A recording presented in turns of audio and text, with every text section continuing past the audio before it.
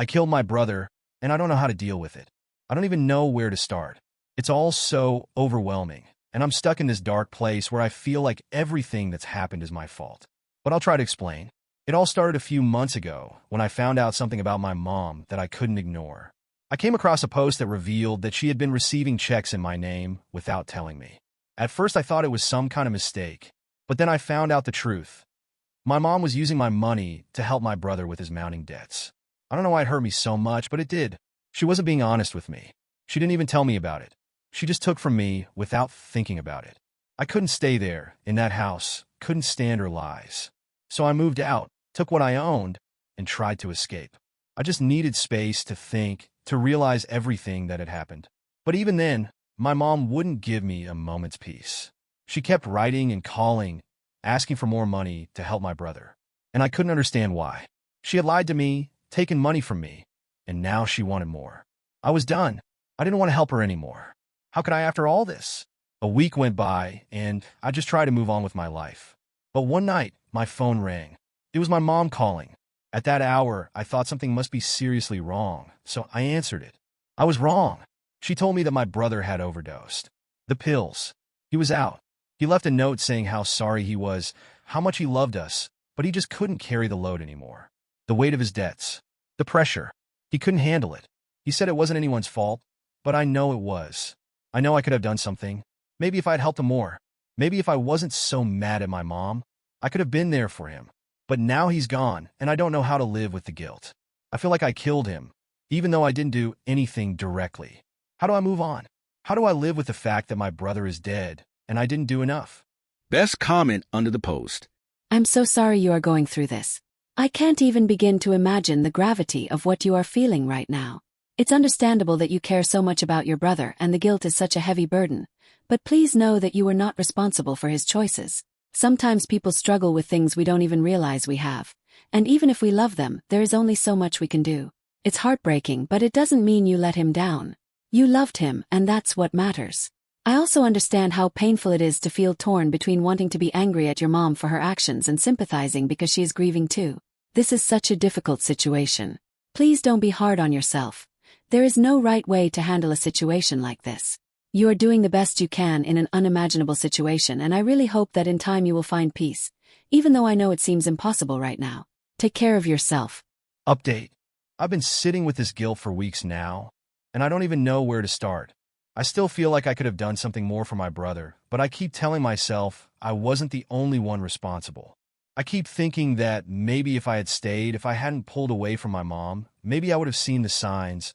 Maybe I could have talked to him, helped him something. But now he's gone, and I feel like I'm drowning in this what-if game. I'm still struggling with my mom, too. I haven't spoken to her much since I found out. I don't know what to say to her. Part of me wants to scream at her for everything she did, for taking my money, for lying to me. But another part of me feels sorry for her. She lost her son, and I can't even imagine how much pain she's in. The hardest part is looking at the future and wondering how I'm going to get through it without him. I thought we'd have years to make up for the things we never said. But now, I'm just left with this feeling of emptiness. I don't even know if I'm doing the right thing by writing this, but I just needed to put it out there. I've been talking to a therapist, trying to make sense of all the feelings, but it's so much harder than I ever thought it would be. I feel broken. I don't know if I'll ever feel whole again. Thank you to everyone who's reached out. I'm trying to take things one day at a time, even if it feels impossible right now. Story 2. A terrible manager ruined an entire department. I worked in the accounting department of a small business, and although the team was small and a bit understaffed, everything ran smoothly thanks to my supervisor, Gary. He was a great manager who trusted us with a lot of autonomy. Over time, as is often the case in small companies, I took on responsibilities that were not part of my job description but were necessary to keep things running. We had processes that weren't well documented, but the work just got done and everyone was happy. It wasn't perfect, but the flow was good and we all worked well together. However, things changed when Carl, the new president, took over the company. Carl wanted to cut costs and started looking for ways to cut salaries and employees. The first target was Gary, one of the highest paid employees. When Gary refused to take a pay cut, Carl fired him and replaced him with Matt, someone who was far less experienced and qualified for the job. It was around this time that I decided to use the leverage I had to negotiate a pay raise. I realized that with Gary gone, my time with the company was likely limited, and I wasn't sure how much longer I would last in a place with such a volatile environment. I figured I had a maximum of 6 months left, which coincided with my plan to move out of state. Over the years, I had many additional responsibilities, and I knew that when I left, my co-workers would be without me. So I decided to put together a detailed job description for all the tasks I was doing, especially those that weren't formally documented but were vital to the smooth running of the business. I didn't particularly like Matt, but I figured that if he ever asked me about it, I could at least leave something behind that would make life easier for my coworkers when I was gone. But then Matt stepped in, and things went downhill fast. Not only was he a bad accountant, he was a terrible manager. Matt was a micromanager who didn't understand the whole picture. His idea of management was telling everyone what they should do and when they should do it, without realizing the impact of the work we do. When he noticed that I was wasting time doing duties that were not part of my job description, he immediately ordered me to stop. I tried to explain that there were things that needed to be done to keep the business running, but he wouldn't stand for it. He told me that I should only focus on the projects he assigned, and the other tasks were none of my business. I knew that if I followed his instructions, things would start to fall apart. So I decided to do exactly as he told me. I stopped working on anything other than what he had assigned me. And, predictably, the department began to fall apart. Customer emails started piling up unanswered. The software we relied on was breaking, and there was no one to troubleshoot or support it. Files became a mess, and the general chaos in the department made it nearly impossible to get anything done. But Matt didn't care. He had no idea what was going on because he was too busy micromanaging the little things. The big picture, things like software not working or file clutter, weren't even on his radar. All that mattered were the projects he assigned to me and nothing else. Then the inevitable happened. A few months later, Carl and Matt fired me. They called me into a meeting and told me it was for budgetary reasons. I was given no warning. I was immediately escorted out of the building without being allowed to say goodbye to coworkers, pack my things, or even go to my computer. Matt took care of that. He told me that I was not allowed to take any company documents or information with me. I was pissed off but not too surprised. Matt had made it clear he didn't want me there, and Carl had a history of cutting costs at the expense of employees. But here's where things got interesting. Before I left, I made sure to leave something behind for the company.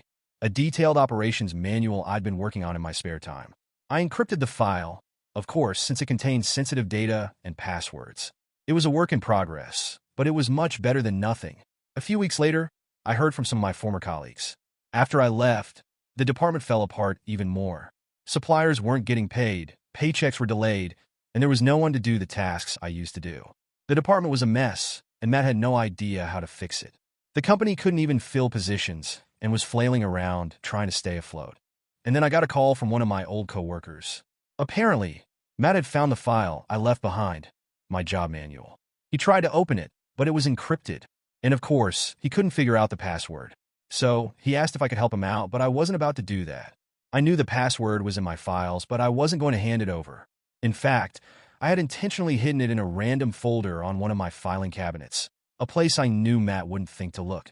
If he was going to figure it out, he'd have to go through all my old files, and I wasn't going to make it easy for him. In the meantime, things at the company continued to get worse. Matt couldn't fix the issues I had left behind, and Carl was growing more frustrated as the company's reputation plummeted. They ended up hiring a bunch of contractors and consultants to try and fill the gaps. But those temporary fixes were costing the company a fortune, and they were nowhere near as effective as the regular employees they'd let go. Fast forward to a few months later, Matt was fired. Carl couldn't ignore the mess any longer, and he had no choice but to let him go. My co-workers who were still around had all found better opportunities and left, and now the accounting department was completely staffed with contractors. Carl was still struggling to fill the positions, and the company was hemorrhaging money. I hear now that the board is looking for a new president, but at this point, it feels like it's too little too late. The damage has been done. It's been a mess for so long that I don't think anyone can fix it at this point. As for me, I'm long gone, but I can't help but feel a little satisfaction that the mess they created is finally catching up with them. Thank you for watching this video. I would appreciate it if you put a like and subscribe to the channel, as most likely this is not the end of the story. Before meeting,